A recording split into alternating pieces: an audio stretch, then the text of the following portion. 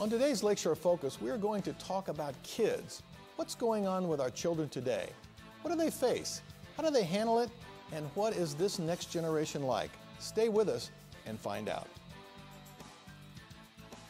Programming is supported by NIPSCO. Today's young minds are constantly reimagining what our world will be like tomorrow.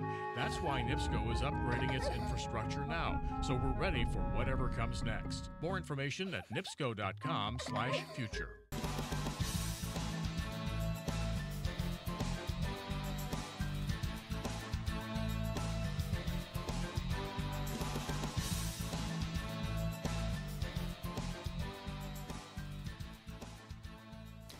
Welcome again to Lakeshore Focus, a weekly show highlighting the key issues, important events, and interesting people in our region. I'm Keith Kirkpatrick.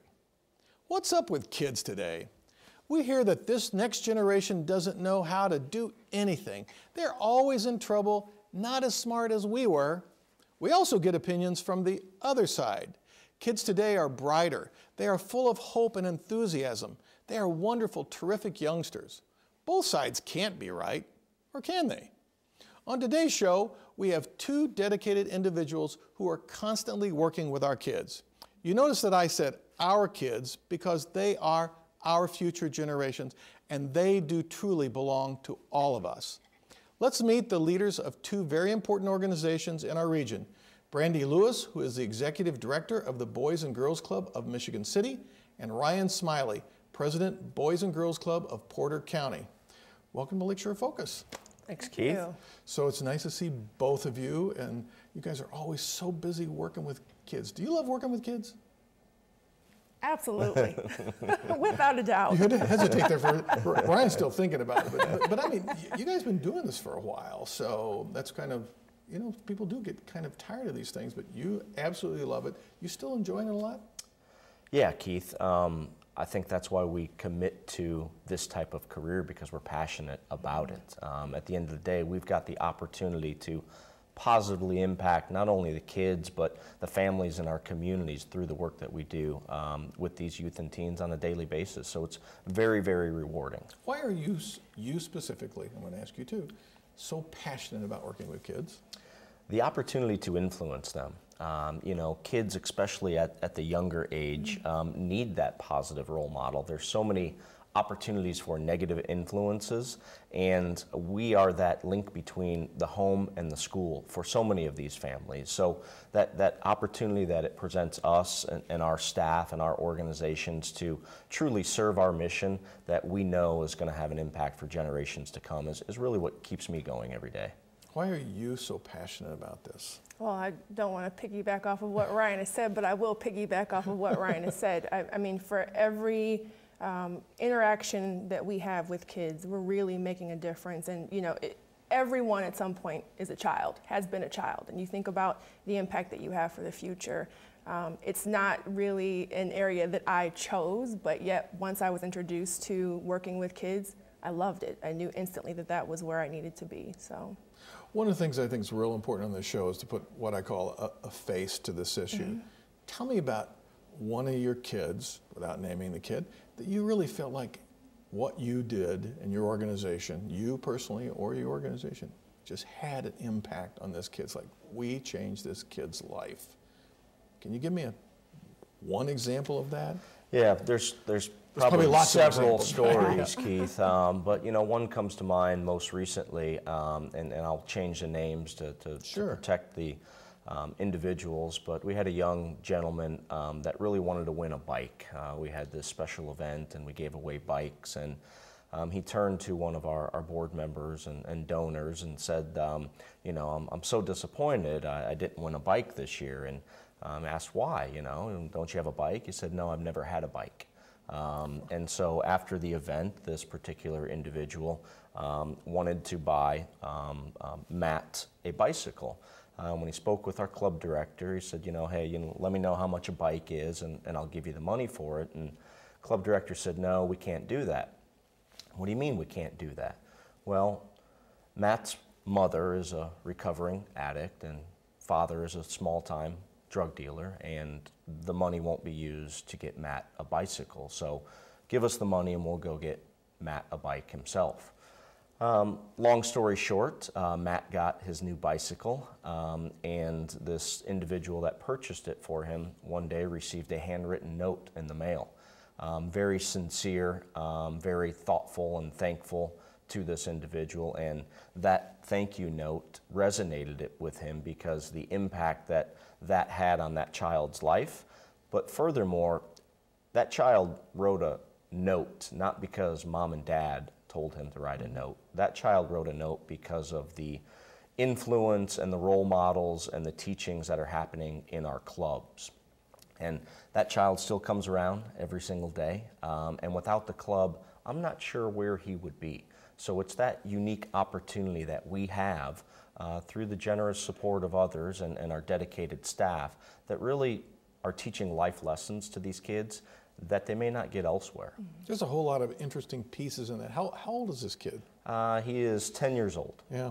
So I mean, even think to be 10 years old and you haven't got a bike and probably even no hope of getting a bike, kind of the situation, but the dynamics of your donor, who's involved the club, and the fact that you guys listened to hear what this kid wanted, and just, you know, a lot of good stuff going on in that story. That's a great story.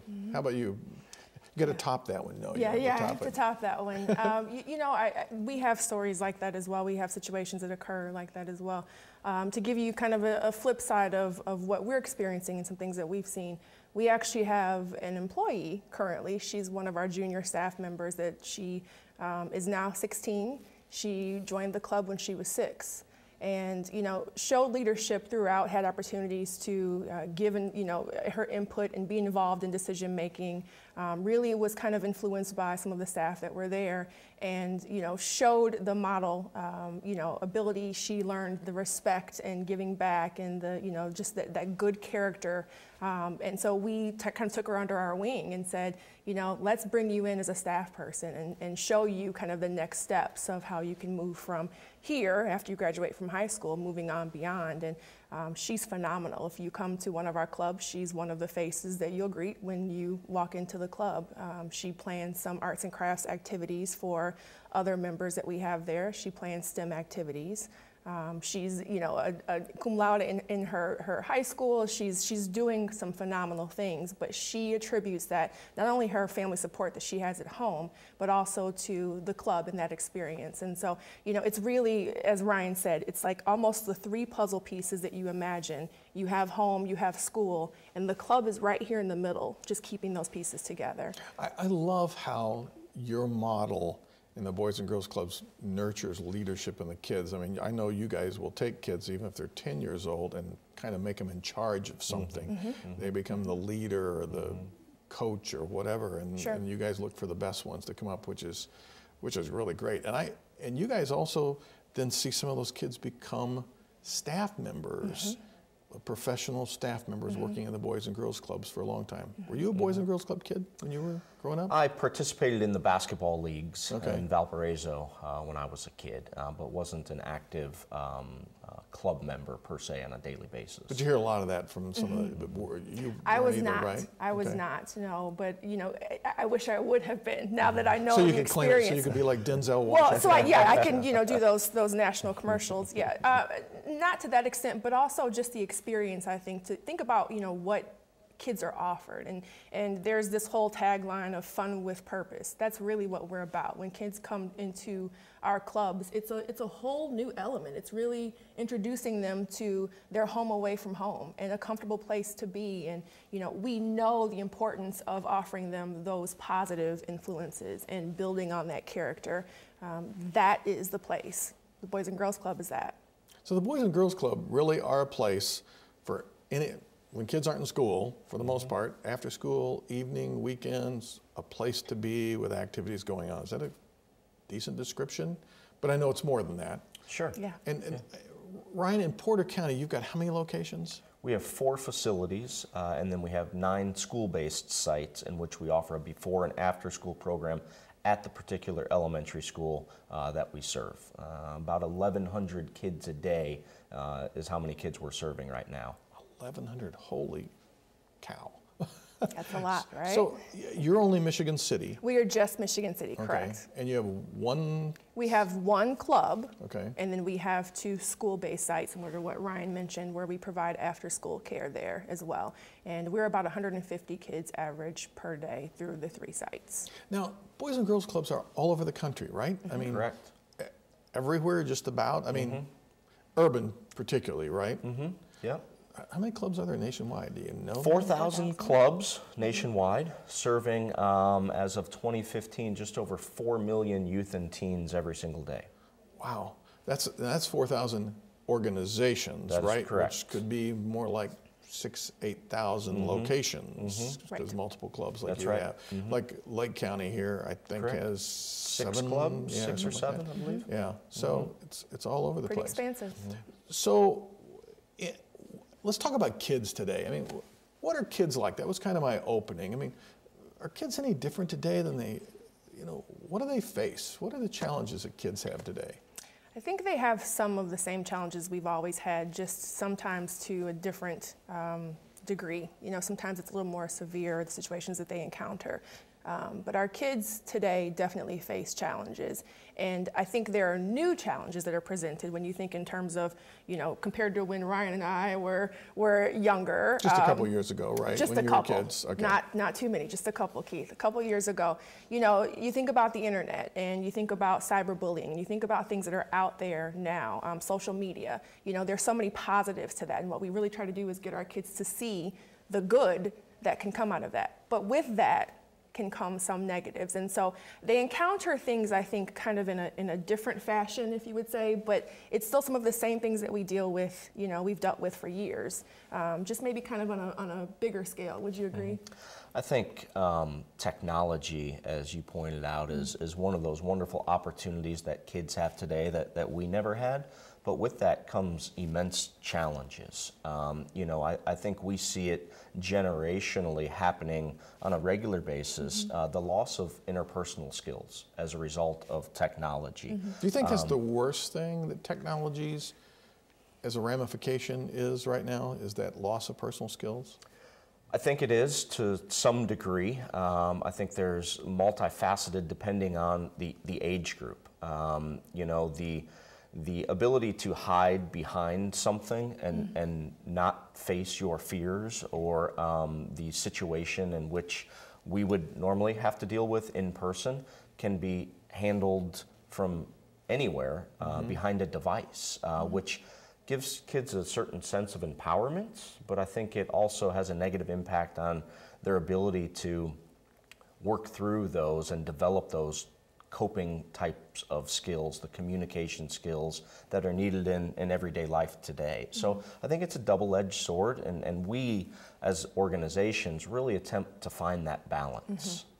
It's interesting when you said that. I never thought about this imagery before, but you said you can hide behind it, and I just was imagining like standing behind a wall. In fact, it's even, you're completely enclosed, and you can say whatever you want to the person on the other side of the wall. You can say horrible things to them. You can do anything you want, and they have no idea who you are on the other side of that wall, which is kind of an interesting imagery. I mean, that's, so it puts kids in a different spot. I'm trying to think, as we were all growing up, and even, I don't remember ever being able to do that without people going, I know who you are, I see your face, and I want to come and kick your butt. So you were a little more, whoa, I better be a little careful what I'm doing. But now, you don't have to do that. Yeah, and I think, with that, you think about social media, there is a face attached to that. There usually is a name that's identifying. And I think with that, our kids have become a little bolder. They're not as concerned about the things that they're putting out on social media or the things that they're saying. And so where we come in is really trying to help them to see that, again, there's positives there. I mean, we have a lot of kids that may have some behavioral issues, and technology is the way that they can really find themselves. It's something that they can help strengthen, they can use to help strengthen their abilities and keep calm and, all of that. But at the same time, finding that balance, and that's what Ryan's talking about. It's really, it's a double-edged sword. You have to find a way to work around that. We don't want to tell our kids stay away, but we want to find ways to work with them on that. You will hear people just be critical of kids today. Kids are worthless. They don't know what they're doing. they're impolite, they're disrespectful, they're terrible at school, the way they talk to the teachers and talk to each other. Is it really that way? Is it worse than it has been before, or is it the same? You know, I think society has negatively influenced that, Keith. You know, when we grew up, we sat down around the table as a family and we had dinner. You know, everybody's so pressed for time now. You know, you're driving through a fast food restaurant and picking up a cheeseburger and you don't have that interaction. Mom and dad are tied to a device, and there's not healthy family discussion. You know, they're not giving kids an opportunity to talk, really. And so I think society is negatively influencing that in some capacity. At the end of the day, it's that role model. Do kids have that positive role model out there on a regular basis, the supporting adult that's you know, listening to them, talking to them, asking them questions? And if not, then who is doing that? You know, I think we always look to our schools to raise our children in some regards. Well, the schools only have them a third of the day. Where else are these kids? And so Boys and Girls Clubs in particular are that out of school time focus for these children. You know, that gap between their school day and their home life. For us, we serve all kids, but you know, our demographics are somewhat different, but the same, really. You know, 35% come from single-parent households. I've got 2 children myself, and it's not easy when you talk about homework and meals and extracurricular activities, and we're fortunate to have that support system. So could you say, based on what you just described, Ryan, which I think is quite accurate, you've got these kids who are being raised up in homes where people aren't talking, and even if they got 2 parents there. So then one might conclude, Brandi, that these kids are in a lot worse shape than they were years ago because they don't have that social interaction and that support. Is that true? So is this next generation going to be a mess? I don't accept that, no. Okay. I think what we're looking Argue at, with me. yes. I think what we're looking at is definitely that there's a challenge there and there's a possibility. I remember, I mean, my background's a little bit different, I think, than, you know, if we all kind of sat around and shared our stories. I grew up in a single parent household, and I had the support system of my family, aunts and grandmothers and cousins that kind of, you know, pulled in together. So that network is kind of what created the safety net. And that's what we're doing with Boys and Girls Clubs, is being able to offer that support there. Our kids, they potentially could be in trouble. But when we have the structure of what we're offering them, like Ryan said, I have kids that I work with every day. I always say to them, hi. I'm working with them on, 1, greeting me, making eye contact. And it has taken, I mean, in the time that I've been there, it's taken this entire school year just to get them to do that. I have kids that come in every day. Hi, Miss Brandi, school was good today. How are you? Because they know the questions that I'm going to ask, you know, and it's something as simple. We have lots of rules, of course. You have rules in school. You have to have rules to keep some structure and to keep safety. But our focus really is about respect for self, respect for other members, respect for our staff, and respect for our club. And those are the 4 things that we really try to focus on with our kids to get them to see bigger picture. Those are things that correlate to everywhere. You know, they'll be able to carry those in life. And so, yes, they potentially could be in trouble. You know, all of our kids, they're facing some challenging situations. However, with the work that we're doing, I'm optimistic that we're making a difference and that we're helping to impact the positive, you know, for our kids. So is that what they call you, Miss Brandi? Miss Brandi. What do they call you, President Smiley? No, it's Ryan. It's Ryan. I'm not a principal. You know, my father is Mr. Smiley, so it's Ryan. Yeah. Mrs. Lewis wasn't going to work for me, so. So do you feel like these kids relate really more one-on-one with you Definitely. and the staff? And how is that different than maybe school staff or people in a Sunday school class or something? How is it different for these kids? You know, we pride ourselves on the relationships that we form with our members, and that is through the youth development professionals that we enlist to serve these kids on a daily basis. They are a caring adult that has a different relationship with our members than the teacher does, and possibly even with mom and dad to some degree. You know, we want to be able to build that bond based on based on trust. I think that's one of the most important things that we have to offer our kids. So we really pride ourselves on those relationships that are formed with our staff and kids, because it's a sense of belonging in our clubs. You know, it really is, and it's a brotherhood, I think, for our kids when you walk into those doors. There's not much bullying that happens in our clubs because it's a sense of belonging. It's a sense of usefulness that we provide, a sense of competence that we give these kids. We like to say when kids walk in our door, it's a first time all day they had a choice, right? Wake up in the morning, you're told, eat your breakfast, get on the school bus, go to school. They walk in our doors, they have a choice. So those 3 hours they're with us, we want those to be the best hours of their day. So you talk about some of the issues kids face today. What's the issue that just continues to really baffle you, frustrate you, puzzle you? It's like, I really sometimes just don't know what to do about this. This is what's going on with the kids, and I'm just not sure what to do about it.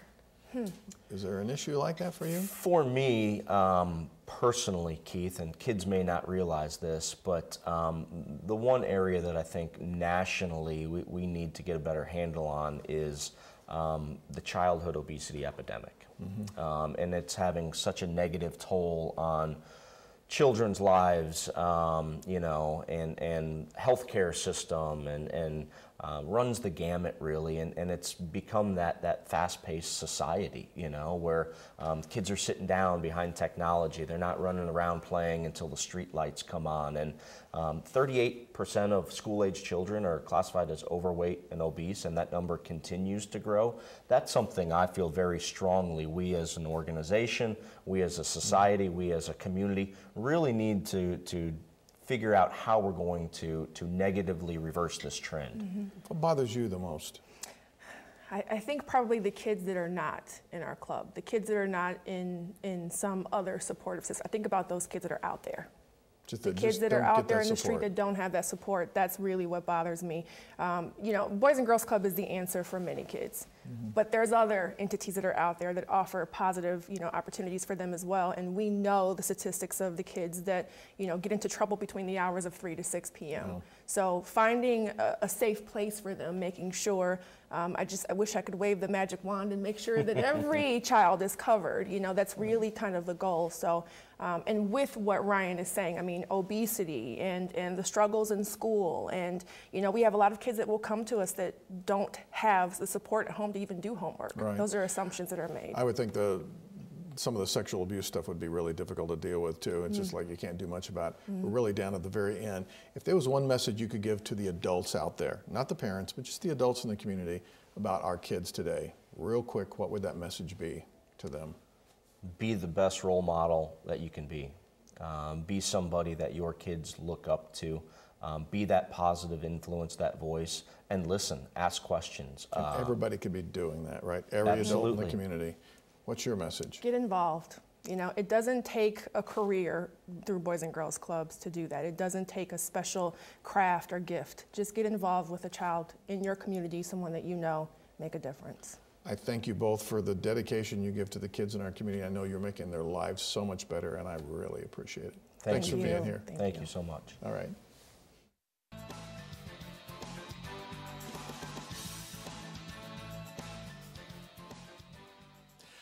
I know that most of us would do anything to help prevent a young person from going down that road of self-destruction through overindulgence in drugs, alcohol, and tobacco, or making poor decisions. At an early age, many of us believe what works is either the fear of punishment, if you get caught, you'll get arrested, or the good feeling when someone says, oh, it's so nice that you are one of those kids who never does anything wrong. Both reward and fear can work fairly well, but begin to have less value as kids grow up. Young people have to develop a stronger sense of self-worth, a moral compass that will guide them through the tough decisions. When most of us were younger, we were exposed and tempted to engage in activities which were not healthy and sometimes even dangerous. Some of us fought it, some experimented, some gave in, and some were hooked. The question is, how do we help kids today? It may seem to be a cliche, and we have heard it many times, but just talk to them. Young people get most of their advice and information from the mainstream media and peers. Those are two terrific sources for healthy reference. Your friends who are struggling with the same issues, and the sensational and often glamorous presentation of drugs, alcohol, and sex on TV and in movies. The conversation should not begin with, "Let me tell you how drunk I got when I was your age," or "Everyone used drugs and so did I." Usually these comments are followed with much laughter and an embellishment of our adventures. Little chats can begin with a serious interest in what's going on today. Ask a question. Is it really easy to buy drugs at school? Where do kids find a place to smoke in this smoke-free world? Or what happened to that kid who was killed in the car wreck? These genuine questions can begin a talk that allows our young people to share their thoughts with a caring adult who will listen, really listen to how they feel and understand what they are facing. Remember, the best times with kids are when they get to talk. Thanks for the comments and emails that you've been sending us. Your thoughts about this program and what is happening in our communities are very important to us at Lakeshore Public Television. You can reach us at the email address and website listed on your screen. I am constantly reminding you that once a show has been broadcast, it is available on the website under the TV tab. You can search for past shows of interest or ones you missed. Join us next week for another Lakeshore Focus. Until then, I'm Keith Kirkpatrick saying, make a positive difference in our world today. Programming is supported by NIPSCO. Today's young minds are constantly reimagining what our world will be like tomorrow. That's why NIPSCO is upgrading its infrastructure now, so we're ready for whatever comes next. More information at nipsco.com/future.